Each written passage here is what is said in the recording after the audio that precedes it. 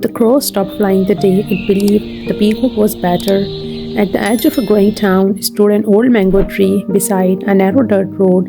Its branches were wide and passionate, its bark cracked with time. Beneath it lived many small creatures, sparrows who walked at dawn, squirrels who raced along the trunk, lines of ants that worked without applause, and among them was a quiet black crow named Arlo. Arlo was not loud like parrots. He was not colorful like kingfishers.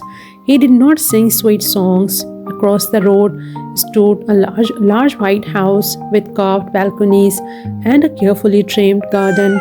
In that garden lived a peacock. Every morning, visitors gathered by the iron gate, children tugged at their parents' hands. Phones were lifted, laughter filled the air. Then the peacock would open his feathers. A circle of blues and greens shimmered in sunlight, gaps followed.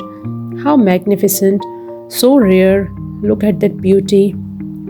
Arlo watched from the mango tree. No one looked up at him. No one admired his steady wings or sharp eyes. He told himself it didn't matter until the day it did.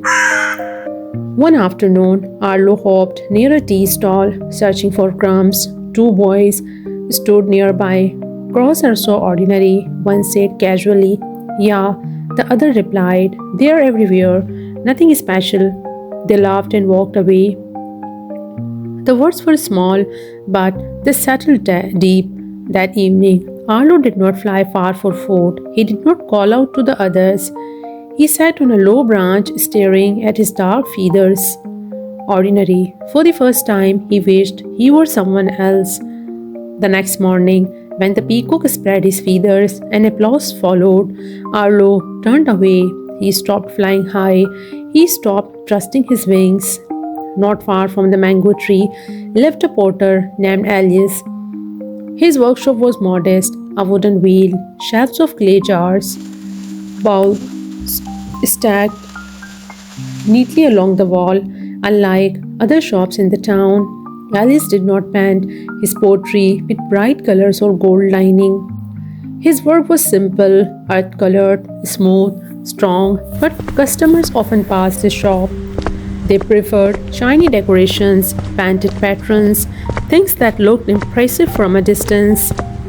Each evening, Elias swept his floor slowly. Maybe simplicity is not enough, he whispered once. From his branch, Arlo watched him. Two lives, one bird, one man, both quietly questioning their worth. Summer arrived early that year. The air grew today, the wind carried heat instead of breeze. The river that once followed near the fields began to shrink, leaving cracked earth behind. Water became precious. The fountains in the peacock's garden stopped. Visitors no longer came daily.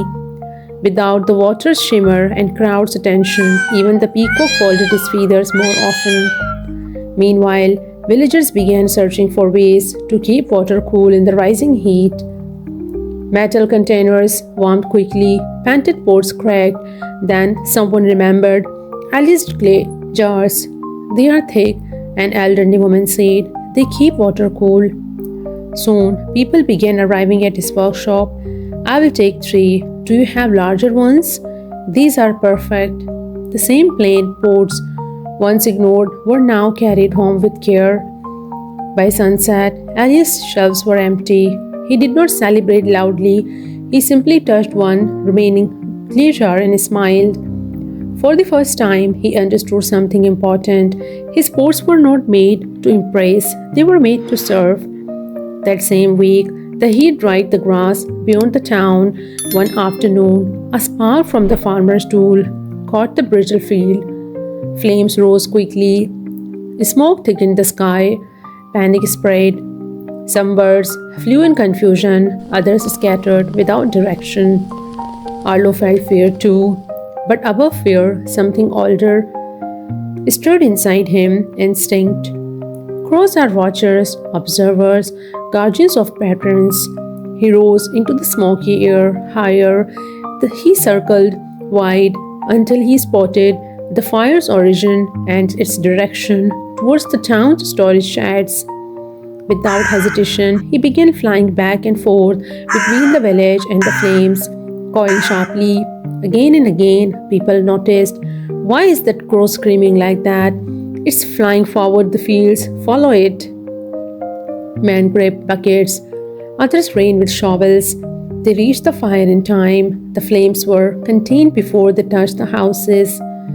When it was over, villagers wiped sweat from their faces. One child pointed upward. That crow warned us. Heads nodded. That bird saved the grain stores. If we were a few minutes late, no one mentioned the peacock. No one spoke of beauty. They spoke of alertness, of awareness, of courage under pressure. Arlo perched quietly on a pole, watching. For the first time in weeks, he did not feel small. He felt useful. And usefulness brought something deeper than applause ever could: dignity. That night, the air finally cooled. Arlo landed near Alice's workshop. The potter was washing clay from his hands, tired but peaceful. Alice noticed the crow and smiled gently. You look different today, he said softly. Arlo tilted his head. Alice sat on the wooden step outside his shop. You know, he continued, I once wished my pots were brighter, more decorative, but today I realized something. He picked up a simple jar and ran his fingers along its curve. Coal pen cannot keep water cool, simplicity can. The crow listened. Alice looked toward the sky. And feathers do not need to shine to protect a village. The wind moved through the mango leaves like quiet agreement. In that stillness, both understood something that cannot be taught loudly. Worth is not in appearance, it is in impact. Applause fades, purpose remains. The next morning, the peacock still opened his feathers. They were beautiful, and Arlo no longer looked away. He flew, not to compete, not to compare, but because flying was what he was meant to do. Higher than before, stronger than before, not to be admired, but to see what others could not. Many people measure themselves against someone else's shine. They see beauty and think they lack it. They see success and feel behind. They see applause and feel invisible. But seasons change, needs change, situations reveal strengths that comparison hides. The world does not need peacocks. It needs watchers, builders, protectors, creators of simple things that quietly serve. You are not less than anyone. You are shaped for a different purpose. And sometimes the very quality you wish away is the reason someone else will one day to be saved, helped, or comforted. Value is not measured by how loudly you are praised. It is measured by how deeply you matter, and you matter more than you think.